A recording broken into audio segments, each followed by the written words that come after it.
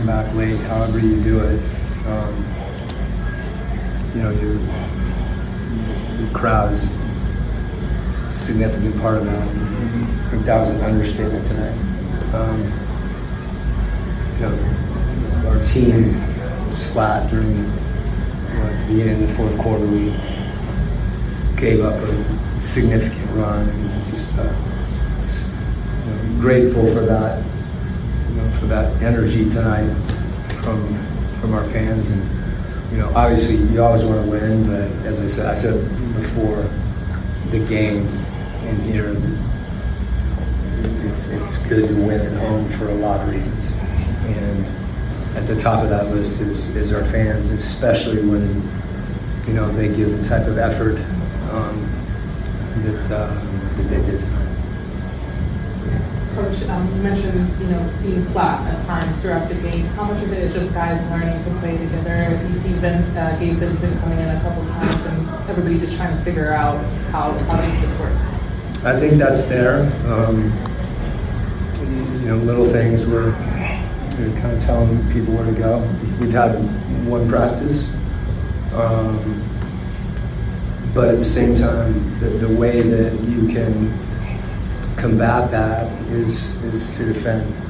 You'll see breakdowns defensively, and someone's supposed to be in a certain spot,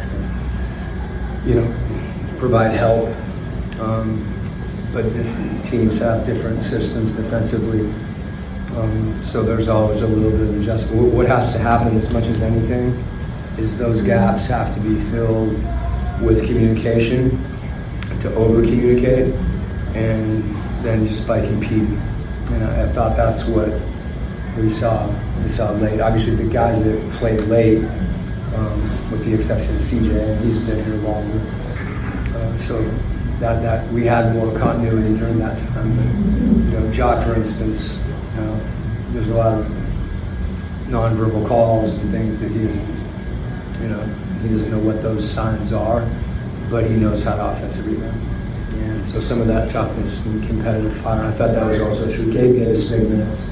The shot that he hit late was a really timely shot. So it's good to see that. Quin, back here. Sorry. You did just note someone's on that answer, but late, allowing 2 points in the last 8 minutes. That's not all of you guys. It has something to do with you, not always when it's that level. But is there anything in particular you saw defensively other than just improved effort, execution-wise? Anything like that out to you? Yeah, I think we wanted to get more aggressive on Porter and pick and roll. Was the first thing. And just try to take that away and get the ball in his hands. And they're really good. Claxton, especially, just in the short roll when they hit it to him early and play through him. He's skilled and he's big. So we tried to address that from a coverage standpoint too. Sometimes if you come out early in the game and start double teaming, you don't really have anything to go to, and they figure that out. So I think the timing, some of those things, help us. Coach, Jalen picked up his fifth foul on the offensive line. He was still getting by 2 points, about 3.5 minutes. Like he was going to change, obviously he didn't change. Yeah. But he stayed composed and then he made a couple of big plays. Just how important is that for his growth as a leader to not let that frustration potentially interfere with how It's huge. It's contrast the other end in Philadelphia where he got a call and ended up with the tee. Now he made the free throws. So in the same vein, he kept his composure there.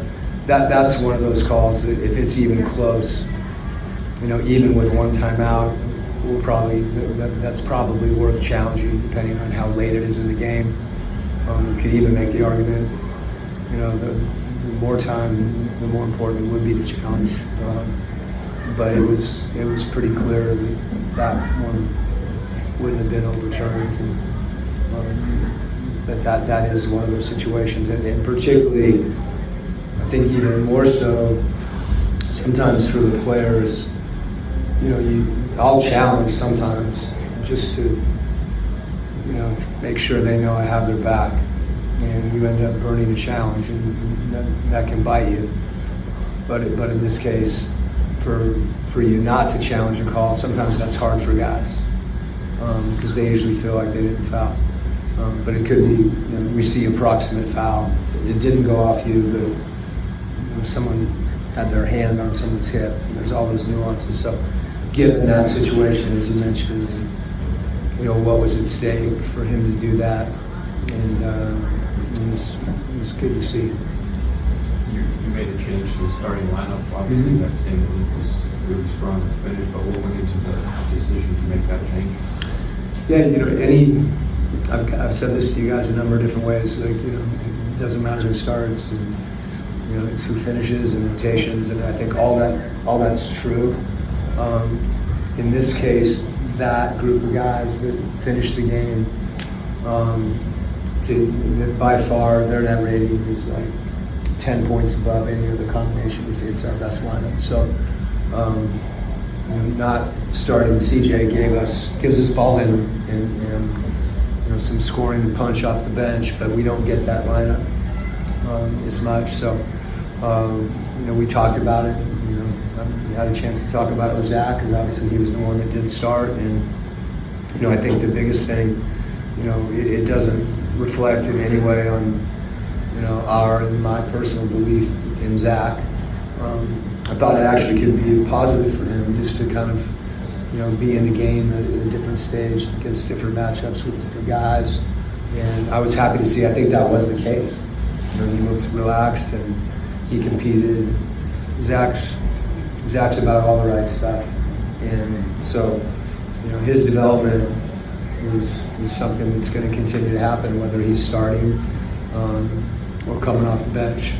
But in this case, it's at a point where it made sense with CJ out there. I think he settles us in some ways too, and the additional ball handling is helpful for us. And we've had some really tough starts with him, and you get to a 5-6 minute mark when you're going to get that lineup, and if you're down 17 points like we were the other night, now those guys are playing together for 5 minutes in a 40-minute game, and that's not that's hard if they're that effective. With the lineup change, does it? I guess I'm looking at the quandary you might have in terms of, especially when J.K. comes back, with Right. Zach and Corey and him, and how you slot all those guys in. Does Zach become almost more of a 4 now, or how does that work for you guys? I think a lot of those things are matchup related. Mo's been great for us in that role defensively off the bench.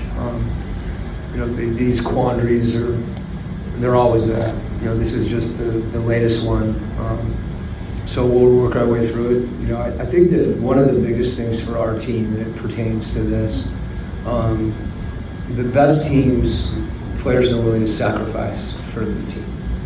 And those sacrifices aren't always minutes and starting. They're just setting the screen. It's whatever the case may be.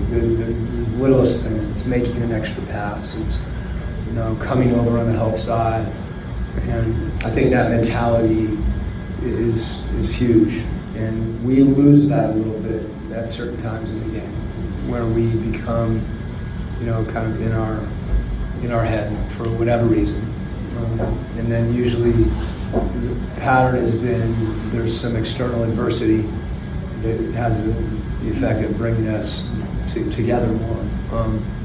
So, having said that, I don't think there's anything set in stone where we make a lineup decision and that's how we're going the rest of the year. I know we want JK to get out there and have a chance to contribute, and obviously Zach's I think averaging around 24 minutes over the course of the last year and a half, which is about the same that other guys in that draft are playing. So he needs to keep playing, whatever that looks like. We want him to keep playing because you saw what he did tonight in the first half. But there are going to be bumps in the road. Everybody's going to have. Corey had a really good shooting night tonight. He hasn't shot it well for a few games. So I think there's a balance there of your belief in guys and giving them confidence, and then also we're about winning. We want to win the game, and then you have to make some decisions along that line. And as I said, I think selfless players create a selfless team. that's usually the case. That's going to happen in some way, shape, or form. And when guys can embrace that, your team's better. And when they don't, it's not as good. You talked about him the other day, defending and rebounding. Is that what you need to see from him in this role? We need that. We need that from everybody all the time. No matter whether you're starting or not. It can't be. I'm not starting, so now I'm going to defend and rebound. We need to come out of the gate, and everybody needs to do that. So. I think tonight. I think Jacques had 4 of them. The possession game is huge for us. We've been challenged at times to defensive rebound. We have to do that collectively, and then we have to have guys that, particularly when you shoot threes. Because usually if you're able to crash an offensive rebound of 3, a lot of times, probably over 50% of the time, it becomes another 3. And that's one of the things about taking open threes early in the clock is that you have a great chance of rebounding. So we all, for our group to embrace, you mentioned those 2 things, defending and rebounding. You go across the board, the best teams in this league, they win the possession game. They defend, they rebound, they don't turn it over, or they turn you over. And so those are focal points for us. Thanks, Coach.